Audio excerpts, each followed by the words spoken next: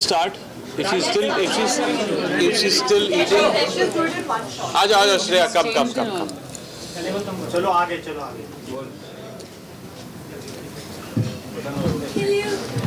आप क्या कहना चाहते हैं? क्या कहना चाह रहे हैं आप? कैसे हो आप?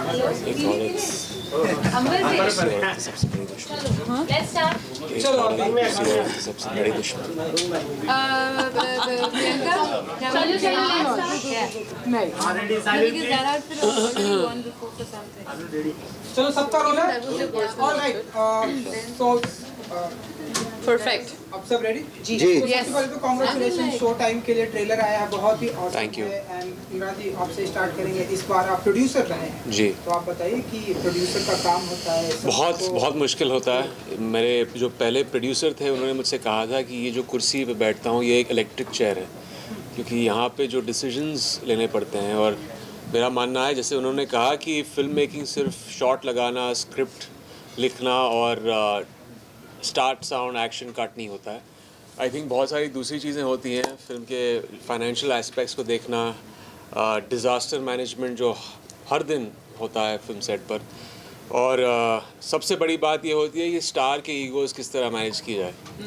तो ये सारी चीज़ों को एक तरह से प्रोड्यूसर ओवरसी करता है, और फिर ऑफकोर्स फिल्म का सेल, मार्केटिंग और वो सारी चीज़ें। तो ये जब मुझे स्क्रिप्ट मिली और मुझे उन्होंने कहा कि मुझे प्रोड्यूसर का कैरेक्टर प्ले करना है रघु खन्ना का, तो मैं बहुत खुश हो गया, क्योंकि मेरा एक्सपीरियंस रहा है इतने सालों से। मैंने इतने सारे रिलेशनशिप्स मेरे प्रोड्यूसर के साथ अच्छे ही रहे हैं, कुछ इतने अच्छे नहीं रहे हैं, लेकिन उन आई थिंक एक्सपीरियंसेस को इस शो में लेकर आना और फिर से जीना, but on the other side of the friends as a producer, ये मुझे बहुत इंटरेस्टिंग लगा। और रघु एक बहुत ही क्विंटेसेंशियल मास फिल्म प्रोड्यूसर है।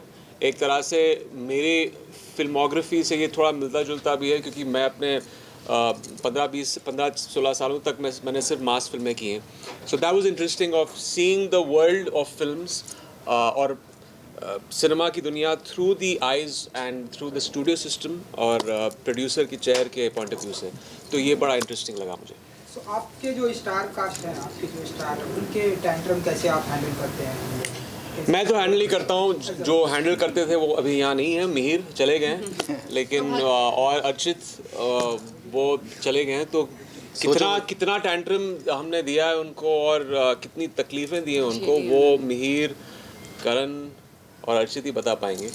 ये भी जानना चाहेंगे, आपका पहला वेब सीरीज है? नहीं, पहला नहीं है, मेरा दूसरा है। Okay. मैंने बार्ड ऑफ ब्लड भी किया था। ओके, इससे पहले ये मेरा क्वेश्चन है आपसे कि कितना चैलेंजिंग रहा एज अ एक्टर और एज अ प्रोड्यूसर की ऑडियंस को अपने थ्रू कनेक्ट करना, क्योंकि वेब सीरीज की बात करें तो OTT पे बहुत ऐसे वेब सीरीज रनिंग कर रही है, उनके बीच अपने वेब सीरीज को एज अ ऑडियंस के सामने रखना और अट्रैक्ट करना कितना चैलेंजिंग? आई थिंक क्योंकि इतने सालों में जब से ऑब्वियसली OTT का एडवेंट रहा है, मैंने बहुत सारी स्क्रिप्ट्स पढ़ी हैं, बहुत सारे ऑफर्स मैंने रिजेक्ट भी किए हैं, क्योंकि मुझे लगा कि अगर मुझे एक ऐसा शो करना है जो एक क्लटर ब्रेकर हो, जो कुछ नई बात वो शो कह रहा है, जिस तरह ये है, ऐसा कोई शो नहीं है मार्केट पे या किसी OTT चैनल पे जो इस दुनिया को दर्शाता है।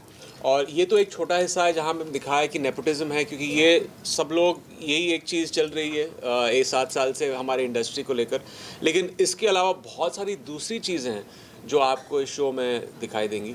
एक तो हमारे लिए बहुत हम रिलेट कर सकते हैं इस दुनिया से, आप शायद रिलेट कर सकते हैं, लेकिन ऑडियंस का हमेशा एक अल्योर होता है ना। ये एक दो चीज़ हमारे देश में एक तरह से रिलीजन है, क्रिकेट और फिल्में, लेकिन इंडस्ट्री किस तरह चलती है, इसके तौर तरीके, यहाँ के लोग कैसे होते हैं, इस शो में वो दर्शाता है। तो आई थिंक OTT में वही इंटरेस्टिंग है। आप से ये भी जानना चाहेंगे कि ये नेपोटिज्म के ऊपर मतलब थोड़ी बहुत बेस्ड है फिल्म, और इनसाइडर आउटसाइडर के बारे में बात की जा रही है, तो आप लोगों का क्या टेक है नेपोटिज्म के ऊपर? Pronounce that, Moni? Why would you look at me? No, and just ask start me from the to left-hand start? side for the because you have some very radical thoughts on nepotism. Do I? No, I won't say they're radical, but yes. आप अगर ये पूछ रहे हैं कि nepotism exist करता है कि नहीं, I would say of course करता है. It exists, and I don't think it's just in our industry. It's there in every field. और आप खुद ही सोचिए, आज अगर आप एक जर्नलिस्ट हैं और कल आपके ब्रदर सिस्टर, बेटा बेटी, कजन, नीस, नेफ्यू, अगर किसी को हेल्प चाहिए होगा उस प्रोफेशन में आने के लिए, तो आप भी जो कर पा सकते हैं वो करेंगे. So in that way yes, nepotism does exist, but does अगर आप मुझसे पूछ रहे हैं मेरा पर्सनल व्यू पॉइंट क्या है, does it bother me? No. Have I thought about it at length? Yes I have. और कभी कभी ऐसा भी लगा है मुझे कि शायद अनफेयर होगा, बट जैसा कि आप सब जानते हैं कि हम सब इस इंडस्ट्री में हैं, इतने सालों से काम कर रहे हैं, क्योंकि ऑडियंस ने हमें एक्सेप्ट किया है, हमें यू नो वो प्यार दिया है या वो रिस्पेक्ट दिया है. तो जो भी है इस इंडस्ट्री से ऑलरेडी कनेक्टेड या जनरेशन आफ्टर जनरेशन जो काम कर रहे हैं, उनका काम इतना उम्दा है और वो इतने टैलेंटेड है, ऑडियंसेस की वजह से वो है आज जो भी है. So that's what my take on nepotism is. I mean, as she rightly said, nepotism सिर्फ I think entertainment industry बहुत target होती है because it itself is nepotism सिर्फ बॉलीवुड में ही एग्जिस्ट नहीं करता है, वो हर मतलब it's a phenomenon, it's a universal phenomenon. And yes, मेरा पर्सनल टेक इस पे ये है कि जब तक insiders और outsiders दोनों coexist करें, you know, it's a beautiful fair industry to be in, but yes, chances बहुत कम ही रहे हैं, but at the same time it's not impossible to break those myths and be a part of that industry, because we do see a lot of people coming from the outside here on the same stage itself. So yeah, there are exceptions, and yeah, it's a phenomenon which exists, and yes, but जब एक prejudice होता है या जब एक unfair treatment होती है या जब आपको प्रोजेक्ट्स के बारे में पता ही नहीं चलता, क्योंकि obviously you don't know anything about the industry, you don't have any familial connections. So yes, when somebody comes from a privileged background and when obviously their parents have worked hard, so it's not fair to always कि हम उनको target करते रहे. But yeah I feel there should be more screen test, या फिर हम जो बाहर से आते हैं उनको और मौके डेफिनेटली मिलने चाहिए और मिल रहे हैं. So that is my take on this. Rajiv क्या कहें, मतलब इस पर इतनी चर्चा हो रखी है. मुझे ऐसा लगता है कि अगर हम देखें तो 4 नेपोटिज्म के अगर कोई प्रोडक्ट्स हैं तो 5 आउटसाइडर्स भी हैं, 5 बाहर के भी हैं. तो ये कहना कि नेपोटिज्म एग्जिस्ट करती है और उसी की वजह से बहुत बड़ा मुद्दा बन गया है, बहुत ही गलत है. मुझे लगता है ये ह्यूमन नेचर है. हमें जब तक हम अपनी संपत्ति भी अपने बच्चों के नाम पे करके जाते हैं, क्यों किसी और के साथ में नाम पे कर दीजिए ना. आपके घर में और भी लोग काम करते हैं, उनके बच्चे भी हैं, ज़रा टैलेंटेड भी होंगे, लेकिन हम नहीं करते हैं, वो भी तो नेपोटिज्म ही हुआ. तो आई थिंक ये चर्चा मेरे लिए तो बहुत ही वेस्ट ऑफ टाइम है. आई थिंक हर इंडस्ट्री में ये it's a part of human beings. I think Imran sir और श्रेया मैम, आप आवारापन के बाद रियूनाइट हो रहे शो टाइम के लिए, क्या कहना रहेगा, किस तरीके का सेट पे अनुभव है? मेरे इतने सीन्स श्रेया के साथ नहीं है अनफॉर्चुनेटली, लेकिन ये फिर से एक तरह से रियूनियन ही है, क्योंकि आवारापन बनी थी 2006 में. अनफॉर्चुनेटली किसी वजह से फिर से काम करने का मौका नहीं मिला, बट वो एक ऐसी फिल्म है जो इतनी यादगार है ऑडियंस के लिए. परफॉर्मेंसेस, जिस तरह फिल्म बनाई गई थी, music, and yeah better late than never. I am always happy to share the screen with her, क्योंकि बहुत ही टैलेंटेड हैं, जिस तरह इन्होंने भी अपना कैरेक्टर इस शो में प्ले किया है. She is a very integral part of the show. बहुत ही न्यूएंस्ड, अच्छी तरह से उन्होंने अपने इसमें काम किया है कैरेक्टर में. एंड या टू मेनी मोर. आप कुछ बताना चाहेंगे शो टाइम के बारे में? इस शो में मैं किरदार जो निभा रही हूँ वो मेरा ही है, मगर मेरा नहीं है. मतलब मेरी ज़िंदगी से काफ़ी जुड़ा हुआ है, मगर मेरी ज़िंदगी और जो मैं हूँ, जो जिस तरह की इंसान मैं हूँ, वो ये किरदार बिल्कुल भी नहीं है. सो मज़ा आया, बिकॉज़ क्या होता है कि जब कोई कैरेक्टर हमें मिलता है ना जो हमें थोड़ा सरप्राइज़ करे, और कभी कभी ऐसा हम सीन्स पढ़ते हैं और इंटरेस्टिंग होते हैं, पर जब हम करने लगते हैं ये सरप्राइज यू. तो इस शो में भी एक सीन ऐसा था जब it's a sneeze scene where I am just removing makeup, और मुझे लगा ये ओके ठीक है, but then when I started doing it I felt like oh my god, that's me but not me. That surprised me. So that it was very interesting ये किरदार निभाने के लिए. So yeah I really enjoyed doing it.